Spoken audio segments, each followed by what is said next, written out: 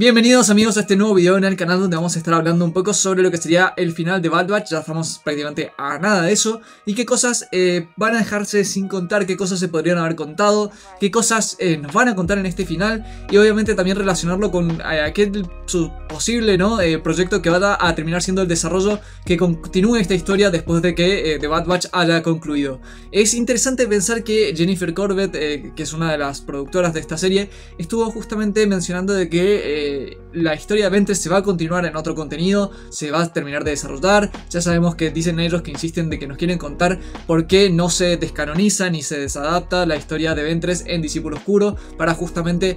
darle continuidad a lo que vimos en The Bad Batch. O sea, quieren manejar a este personaje un poco más, lo trajeron de vuelta y es por algo. Seguramente lo van a relacionar con Quinlan Vos, lo van a relacionar con los Jedi supervivientes. Probablemente muchos de estos niños que vemos ahí en Monte Tantis van a terminar escapando para poder justamente retrasar el proyecto Necromante del Dr. Hemlock, y además también para darle ahí un trasfondo también a estos Jedi que pueden justamente ser parte de la senda de Path, aquello que se mencionó en la serie de Obi-Wan Kenobi, en lo cual justamente Quinlan Vos parece ser uno de los grandes de las grandes células dentro de esa justamente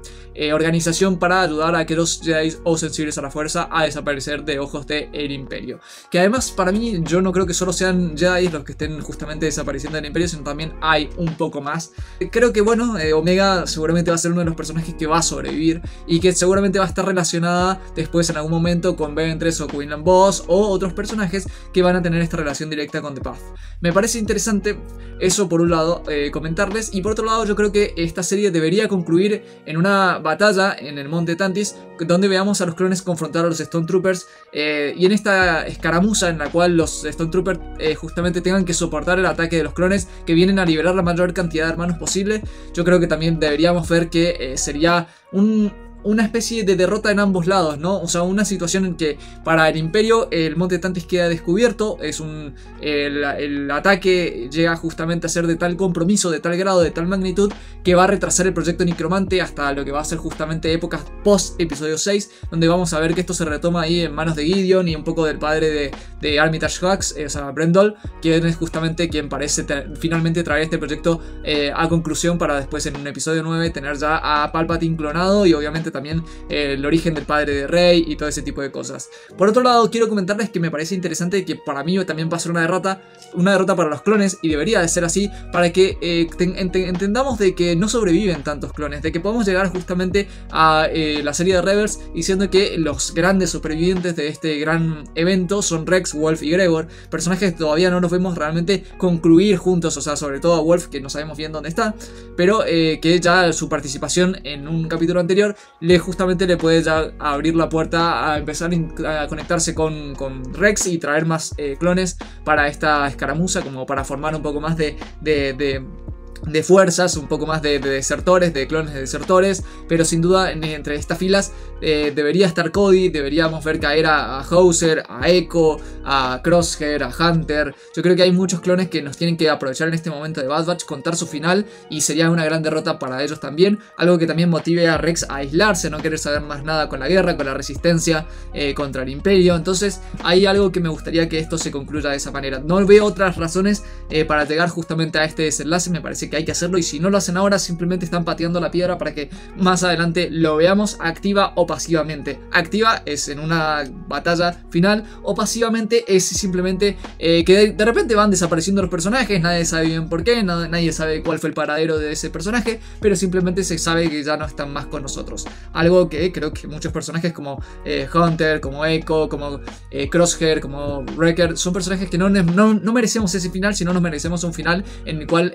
delante de la cámara, delante del espectador, le demos un adiós y que sea realmente épico, como fue el de Tech, que espero que no regrese siendo este clon X. Pero bueno, esto sería lo que tenemos ahora de Bad Batch. Sabemos que viene Tale of the Empire, una continuación de Tale of the Jedi, y que lo que me hace ruido es que si bien eligieron justamente a Barry Sophie y a Morgan Esbel, dos historias que me parecen muy interesantes para justamente abordarse, que también no pisan contenido literario hasta el momento, por lo que sabemos, creo que son grandes opciones para justamente dar una vez a conocer. Creo que podrían haber abordado todavía muchos más personajes y espero que así lo hagan. Ojalá que salgan muchos más Tales of otros personajes para poder agregar historias más. Pero también hay que saber que es un arma de doble filo, en el sentido de que agregar Tale of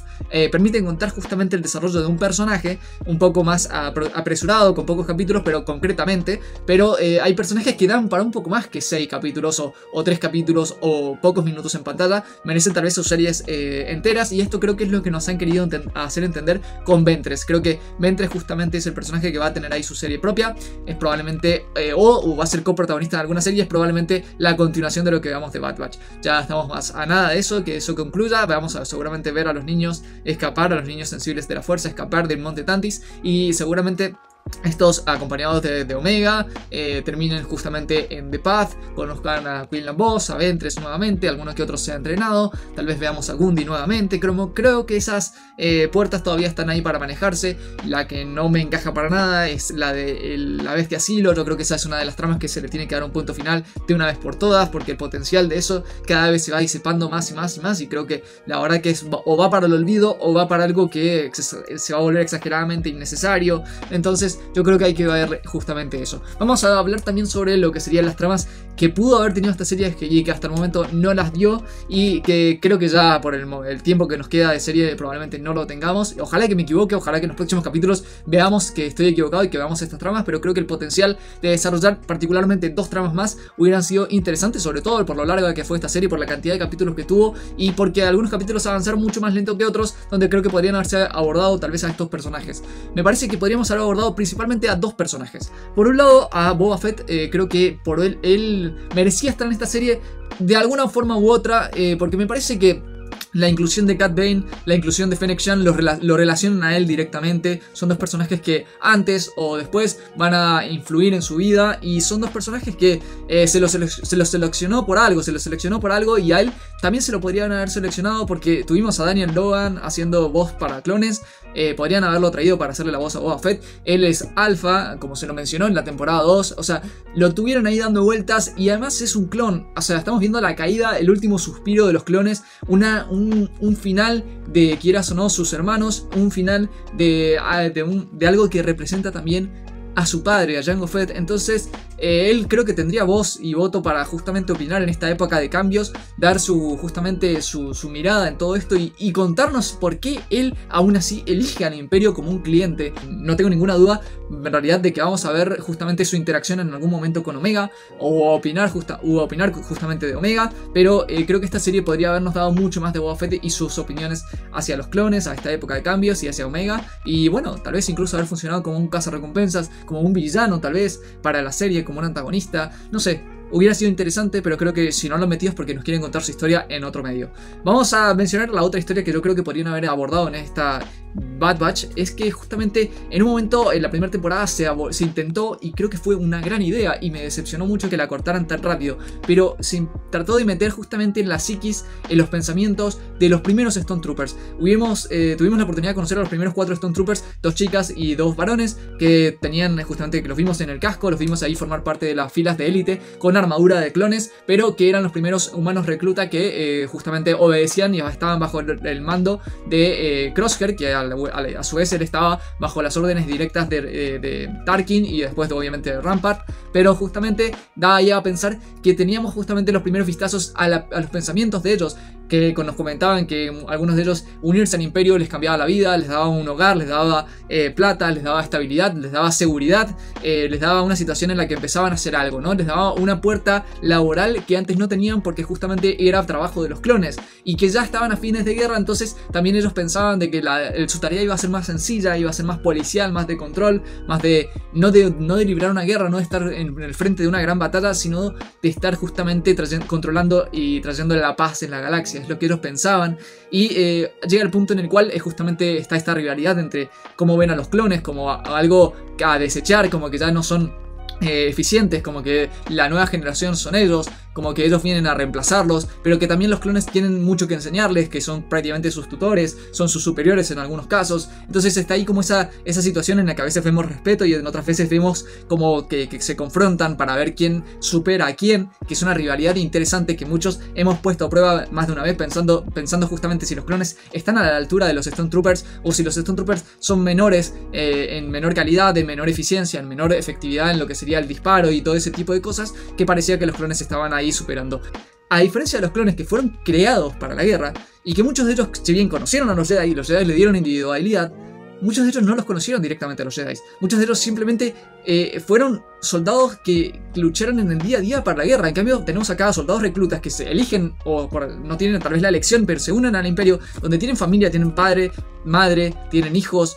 tienen, qué sé yo, tienen hermanos, tienen motivos por estar ahí. Tienen mucho más humanidad que un clon, ¿no? En el sentido de que ellos conocen o tienen experiencias más humanas que los pueden hacer emparentar o justamente entender más qué misiones son moralmente correctas y qué misiones no son moralmente correctas. Como lo veíamos ahí en justamente este Stormtrooper que que era justamente medio polémico, que uno lo veía rivalizar ahí con Crosshair, que quería quedarse con el puesto de comandante de los primeros Stormtroopers, sacar de lado de los clones, pero al mismo tiempo que por más villano que parecía y por más leal al imperio que parecía, cuando se le plantea una situación moralmente discutible, que era eliminar a los civiles de So Gerrera, incluso él decía, bueno, llevémoslos, interroguémoslos, pero no podemos justamente eliminarlos, como decía Crosshair, porque no nos servían, no es correcto. Entonces él de ahí directamente parte un agua. Y justamente ahí es cuando yo creo que perfectamente nos podrían estar abordando toda esta psiquis de los Stormtroopers. Porque si los clones son un problema para el imperio, porque justamente les costaba para ellos seguir órdenes de ese calibre, del calibre que estaba justamente necesitando el imperio, los Stormtroopers tampoco deberían ser diferentes. O sea, ¿qué es lo que hizo el imperio diferente para que los Stormtroopers sean más ciegos a la hora de seguir órdenes? O sea, ¿cuál es la gente que estaba reclutando? Si esta gente recibía un lavado un lavado de cerebro o no en su entrenamiento, en su adoctrinamiento. ¿Cómo es que los llevaban a estos personajes a ser justamente tan leales y tan deshumanizados? Porque los vemos que ya nunca más se quitan el casco, son simplemente una especie de droide. O sea, van, cumplen su misión y son descartables, y ellos lo saben bien y también no discuten, no tienen, o sea, ven cuando hay injusticias y no discuten, entonces simplemente están ahí como que ya simplemente los ve seguir órdenes. Si uno se pone a analizar, lo que más justamente le genera conflicto a los clones son sus superiores, son los nuevos gobernadores, los nuevos almirantes, los nuevos tenientes, los nuevos generales que va el imperio poniendo donde estaban antes los Jedi, o justamente gobernadores o políticos de buenas intenciones, los quitan, sacan a los separatistas, sacan a los republicanos, ponen a imperiales, que justamente son ellos los que quieren cuidar su propia seguridad, su propia integridad en el imperio. O sea, quieren tener un puesto político importante que les dé comodidad, que les dé alimento, que les dé una estabilidad, que nadie los pueda mover. Y estos tipos son los que justamente vienen a dar órdenes que son muy controversiales y que todos los demás que están abajo las tienen que seguir, porque él es el que da las órdenes, y son órdenes que realmente cualquiera que se frena a pensar, la verdad que hacen ruido y dan la sensación de que estás haciendo las cosas mal. Un coprotagonista en esta serie hubiera sido muy interesante, que hubiera sido tal vez un villano, un Stormtrooper, que por qué nos representa a nosotros la duda y la respuesta del por qué un Stormtrooper se beneficia en ser parte del imperio. Es muy difícil manejar esto porque para eso tienen que empezar a humanizar a los Stormtroopers, y es algo que están evitando para que la gente no empatice con ellos, para que entienda que son los malos, que no tienen rostro, que tienen un casco, que no tienen vitalidad, no tienen familia, no tienen hijos, no tienen padres, no tienen absolutamente nada, sino que simplemente son descartables, son una herramienta más, un ladrillo más en la pared del imperio. Creo que lo que hicieron estuvo excelente con estos primeros Stormtroopers, pero me parece que perfectamente podrían haber abordado un poquito más, que tal vez alguno de ellos sobreviviera hasta el día de hoy, sea un personaje que incluso algunos Stormtroopers reclutas se terminaran ya desde los primeros días desertando del imperio e incluso uniendo a estos clones supervivientes para justamente hacer este último golpe. Y esto sí se ve, pero se ve ya más en épocas de la rebelión, donde vemos que los que desertan, como Han Solo e incluso muchos otros Stormtroopers o tenientes o soldados o sea, oficiales de alto rango, como por ejemplo Calus, Kriegsmarine también era del Imperio. O sea, hay muchos otros que van desertando y se van uniendo justamente a la rebelión, ya como fuerza militar contraria a los ideales del Imperio. Pero en esta época también podrían haber este tipo de desertores que, bueno, sabemos que cualquiera que deserta, lo mejor sería esconderse porque el Imperio te va a ir a eliminar. Pero la verdad es que para el Imperio los Stormtroopers eran tan descartables, tan desechables, que si uno de ellos desertaba ni siquiera iban a invertir plata en ir a buscarlo para localizarlo, salvo que supiera demasiado que tuvieran que ir a matarlo. Entonces por eso veíamos, por ejemplo, que Han Solo deserta, y si bien es un peligro para él estar a ojos del Imperio por haber desertado, pero tampoco es que lo van a ir a buscar con todo lo que tienen, porque no le importa. O sea, es lo mismo que esté muerto que haya desertado. Creo que bueno, hay que ver cómo desarrollan este final. Creo que tenemos mucho para contar. Creo que justamente que haya vuelto Omega al Monte Tantis y encontrarse con un Monte Tantis diferente, en el cual ya tienen niños sensibles a la fuerza. Tiene también a una Emery Cart con un pensamiento diferente, ya como que ya se ha transformado. Tiene a un Hemlock que tiene el agua en el cuello ahí, que Tarkin ya le fue a poner los puntos para decirle: che, estás invirtiendo más de la cuenta. Si esto no funciona como Palpatine quiere, esto se te acaba. Y entonces yo creo que hay una cuestión bastante interesante de lo que va a pasar, y que probablemente el hecho de haber llevado a Omega no va a resultar tan bien para el proyecto Nigromante, y para que el Monte Tantis tal vez sea totalmente exterminado, como vimos al principio de la serie, como ese laboratorio se exterminó desde un bombardeo orbital, desde un destructor, y para que veamos que tal vez este laboratorio, todas estas investigaciones se terminan abordando en otro lugar, como Exegol, como en Jakku, que había un observatorio, como en otros lugares donde Palpatine va empezando ahí a dividir sus centros de investigación. Yo creo que todo esto que está llevando Hemlock se va a continuar, se va a estudiar, pero tal vez el Monte Tantis va a quedar ligeramente en el olvido ya después de esta situación, o tal vez no, tal vez vamos a ver que continúa ahí, pero obviamente yo creo que Hemlock ya tiene los días contados. Nala Se, Emery Cart, hay muchos personajes que creo que nos tienen que dejar en esta serie para concluir y cerrar puertas y darle paso a historias futuras. Es algo normal, es algo que tiene que ser así, y creo que apegarse demasiado a los personajes y sostenerlo demasiados en el tiempo hace que tengamos después un exceso de personajes que se van a perder innecesariamente, que hay personajes buenos con mucho potencial que creo que es mejor cerrarlos cuando estamos en el mejor momento que continuarlos hasta que ya se hacen, ya la gente ya ni sabe quiénes son ni qué hicieron, que simplemente están ahí, aportan algún que otro cameo y después desaparecen en el tiempo y nadie sabe qué pasó con ellos. Entonces, bueno, estas serían mis opiniones, espero que disfrutemos mucho este final. Gracias por quedarte a ver este video, nos vemos en la próxima, que la fuerza te acompañe.